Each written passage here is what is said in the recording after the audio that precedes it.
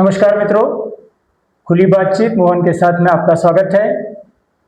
खुली बातचीत में व्यक्ति विशेष के विचारों से खुली चर्चा करेंगे और आज के हमारे चर्चा के विषय के जो सूत्रधार हैं वो है श्री योगेश भाई पुरोहित।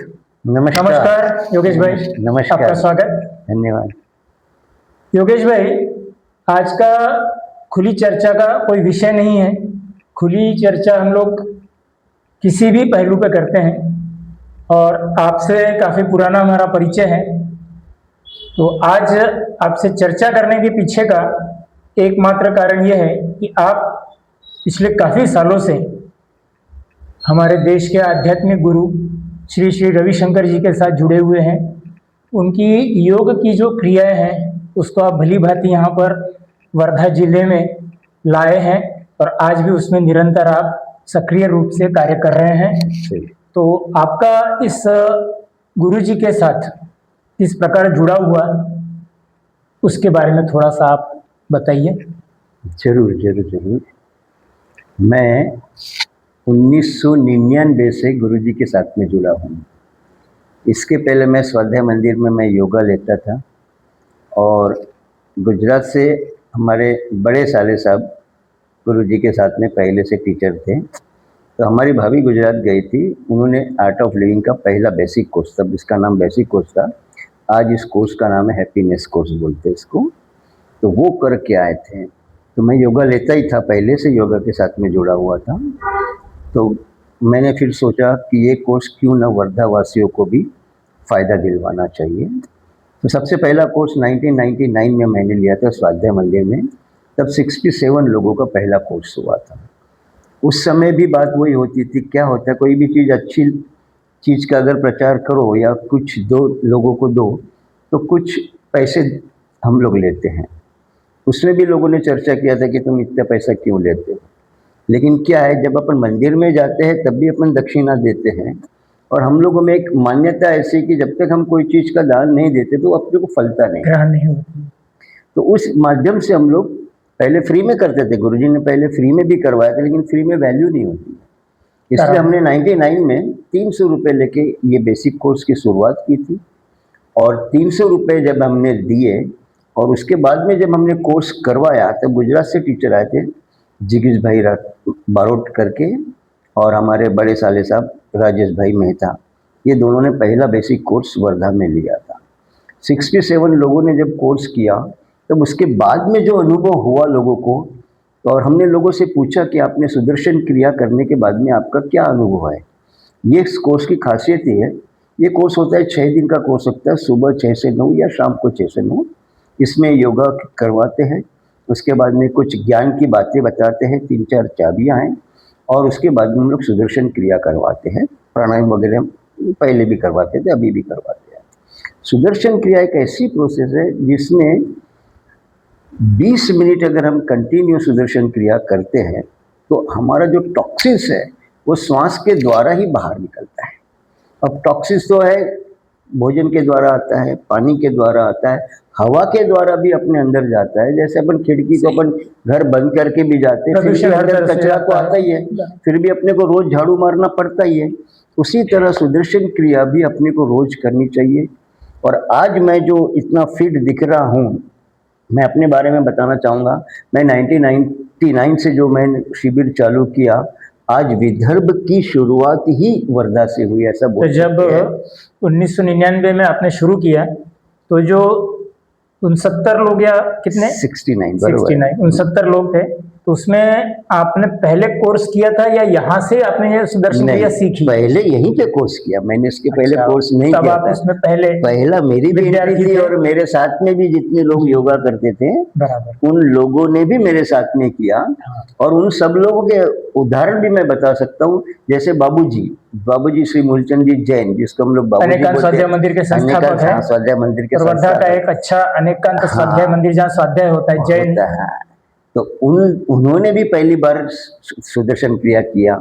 उसके बाद में अपने जैन सर ने भी किया, जो पढ़ाते भी है लोगों को, योगा भी पढ़ाते हैं, नेचुरोपैथी भी पढ़ाते थे। हमारे साथ में कोरडे ताई, उस जमाने के कोरडे ताई जो नेचुरोपैथी के डॉक्टर थे, उन लोगों ने भी मेरे साथ में किया। और सबके ऐसे अनुभव आए, आप बिलीव नहीं करेंगे कि सुदर्शन क्रिया अगर अपन ने 40 दिन कंटिन्यू किया तो मेरा अनुभव बताता हूँ, जो हम सोचते वो होता है। गुरुजी खुद बोलते हैं कि आप में सब पावर है, जो पावर मुझ में है वो पावर आप में है, बशर्ते आप उसको कंसिस्टेंटली करते रहे तो आपको भी वही ज्ञान मिलेगा जो ज्ञान मुझे है।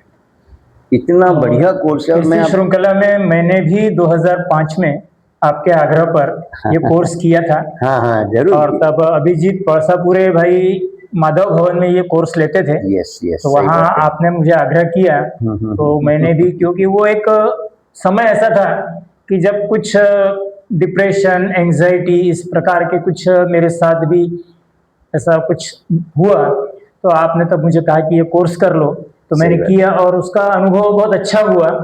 और यही चीज़ है कि मैं आज आपके विचार जानना चाहता हूँ कि आप 99 से आज तक, यानी करीब ऐसा समझिए कि ये 25-26 साल का एक समय हो गया, और वो एक बेसिक कोर्स के बाद आप शायद इसमें एडवांस कोर्स जो कहते हैं या शिक्षक बने हैं। मैं उसके बारे में थोड़ा बताना चाहूँगा। उसके बारे में आप बताइए कि किस तरह से आपने ये प्रगति की। प्रगति मेरे को इसलिए क्या होता है, जब तक हम खुद अनुभव नहीं लेते ना तो उसका मजा नहीं आता है। बहुत से लोगों ने मेरे को बोला कि अब ये कोर्स किया, इसके बाद में आगे भी करना चाहिए।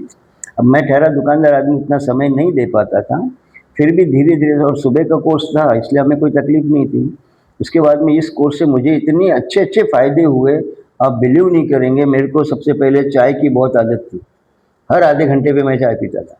ये कोर्स करने के बाद में मैंने संकल्प लिया, गुरुजी ने हमको बोला था, जो हमारे टीचर थे, कि बोले 6 दिन आप कुछ मत करो, 6 दिन के बाद में आपको जो करना उतना करो, मैं तुमको बोलूँगा नहीं। क्योंकि अपन जब टॉक्सिन्स निकालते हैं तो उस समय 6 दिन में टॉक्सिन्स अपने शरीर में किसी भी माध्यम से नहीं जाना चाहिए था, तो चाय के माध्यम से भी थोड़ा बहुत टॉक्सिन जाता था।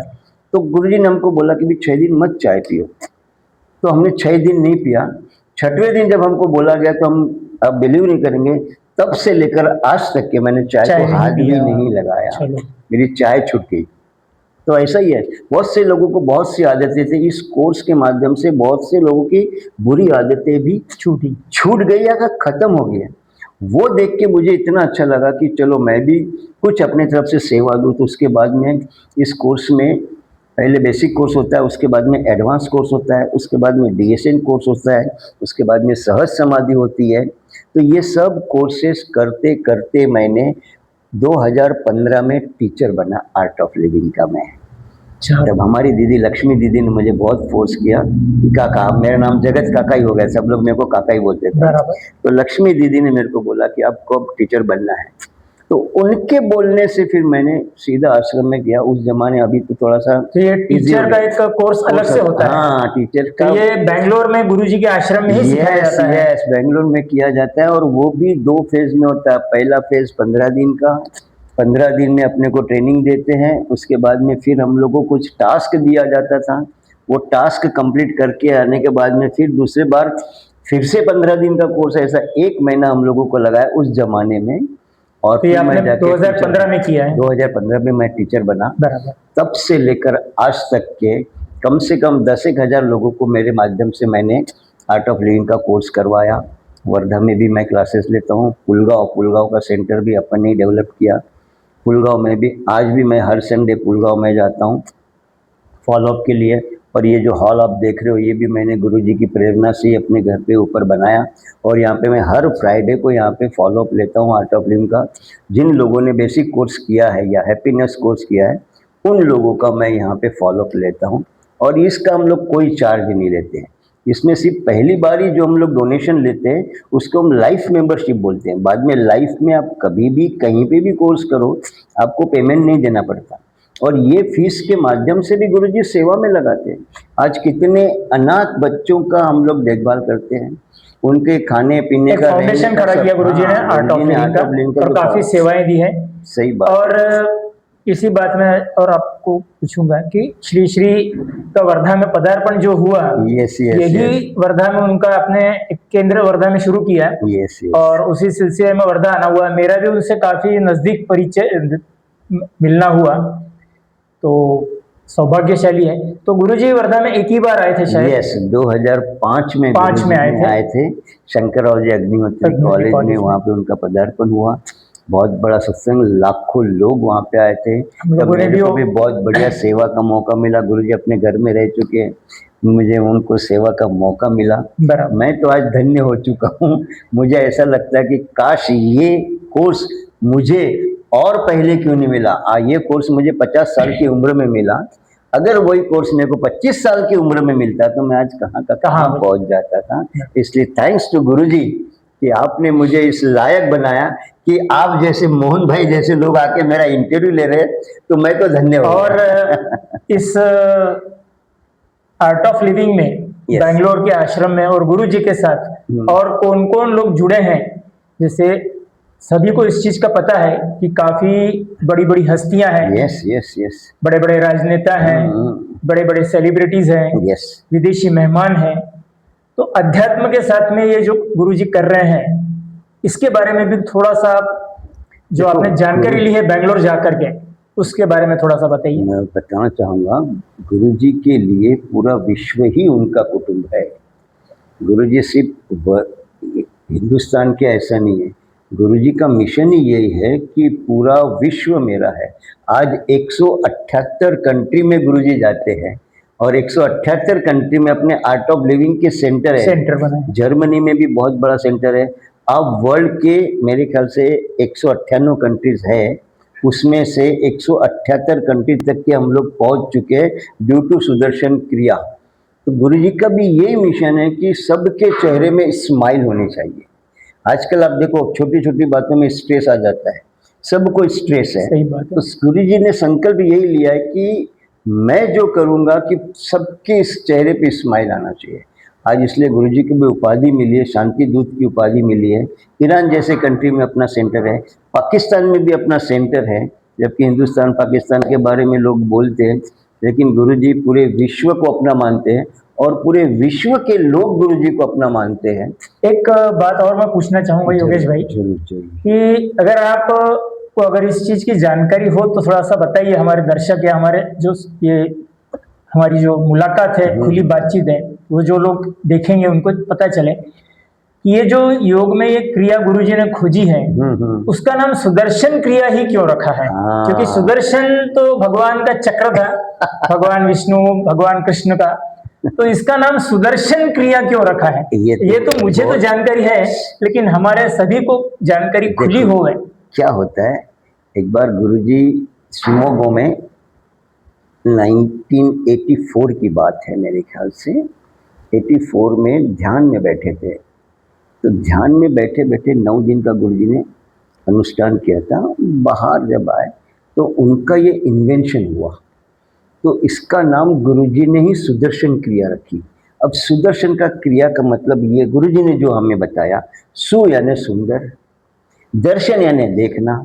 बाहर की दुनिया तो आप लोग देख चुके हो, अंदर की दुनिया की यात्रा करने का नाम ही सुदर्शन क्रिया। सु यानी सुंदर, दर्शन यानी अपने अंदर की, क्रिया का मतलब अनुभूति जो अपन कार्य करते हैं। मतलब इसका संबंध सुदर्शन चक्र से नहीं हो करके नहीं है वो, इसलिए गुरुजी ने चक्र नहीं शब्द बोला। क्रिया, क्रिया मतलब जो अपन काम करते हैं वो क्रिया। क्योंकि कई बार जब ये चर्चा होती है कई मित्रों में, आपके नाम से भी मैं उल्लेख किसी को करता हूँ कि योगेश भाई श्री श्री के आर्ट ऑफ लिविंग से जुड़े हुए हैं और सुदर्शन क्रिया, तब कहते हैं कि सुदर्शन क्रिया मतलब कि सुदर्शन चक्र जैसा कुछ घूमना होता है, क्या है इसमें? तो ये प्रश्न लोगों के पास जिनको ये चीज का पता नहीं है, आपको इसके बारे में आज इस माध्यम से बिल्कुल बिल्कुल। सुदर्शन क्रिया एक सिंपल ब्रीदिंग टेक्निक है। एक्चुअल क्या है, आप लोगों ने देखा होगा कि हर चीज में एक लय, मैं तो अनुभव कर चुका हूँ। बिल्कुल एक लय, हर चीज में, पूरी दुनिया में एक लय। जैसे पक्षी सुबह उठता है और अपना शिकार करने या दाना चुगने के लिए पर्टिकुलर दिशा में जाता है, शाम होते ही वो बिल्कुल वापस आ जाता है, उसको तो कोई बताने वाला नहीं है। दूसरी बात आपने देखा होगा, बारिश आती है, धूप काल आता है और फिर ठंडी आती है, सभी मौसम, ये भी सभी जगह एक लय है। वैसे अपने शरीर में भी एक लय, हर मनुष्य की भी एक लय है। सुदर्शन क्रिया क्या करता है, अपने को, अपने अस्तित्व को एक लय देता है। और सुदर्शन क्रिया भी सिंपल ब्रीदिंग टेक्निक है। उस टेक्निक के माध्यम से दो कार्य बहुत अच्छे होते हैं। एक तो अपना शरीर का टॉक्सिन जो हम डायरेक्ट इनडायरेक्ट अपने अंदर इंटेक करते हैं वो उसको बाहर निकल जाता है, और अपने अंदर एक लय है, उस लय को बरकरार करने का काम ही सुदर्शन क्रिया करता है। इसलिए मैं सभी दर्शकों से, जो भी मेरा देखेंगा उन लोगों से मेरा नम्र निवेदन है, आप हिंदुस्तान के किसी भी कोने में रहो, हर शहर में आर्ट ऑफ लिविंग का सेंटर आपको मिलेगा ही मिलेगा। सही बात है। और वहाँ पे जाके आपने सुदर्शन क्रिया का अनुभव जरूर लेना। और गुरुजी ये कहते कि सुदर्शन क्रिया वर्ल्ड का यानी पूरी दुनिया का कोई भी व्यक्ति कर सकता है जो श्वास लेता है। बराबर है। जो व्यक्ति क्योंकि हम लोग श्वास कर चुके हैं तो हमको ये टेक्निक पता है कि किस प्रकार से सुदर्शन क्रिया होती है। ये श्वास लेने की ही प्रक्रिया है। बस इसको एक उन्होंने मेथड से उन्होंने परिचय करवा दिया है और सिखाते वही है। और ये बिल्कुल आर्ट ऑफ लिविंग के शिविर में ही सिखाया जाता है और ऐसा कहीं बाहर कितना भी बताऊं आप लोगों को समझ में नहीं आएगा। बाकी कई लोग हैं जो भस्त्रिका, अनुलोम विलोम, प्राणायाम काफी लोग करवाते हैं, बिल्कुल, चाहे वो रामदेव बाबा हो या दूसरे भी योग गुरु हो। लेकिन सुदर्शन क्रिया ये सिर्फ और सिर्फ मैंने गुरुजी के पास, श्री रविशंकर जी गुरुजी के पास देखी है और आर्ट ऑफ लिविंग इसके अंतर्गत ही देखी है। बिल्कुल सही बोला। तो आज उसी बहाने से ये जो उनका एक मिशन चल रहा है और ये है पूरी दुनिया में चेहरे पे स्माइल लाने का काम गुरुजी के बारे में आपने जो जानकारी दी, बहुत बहुत धन्यवाद। बहुत बहुत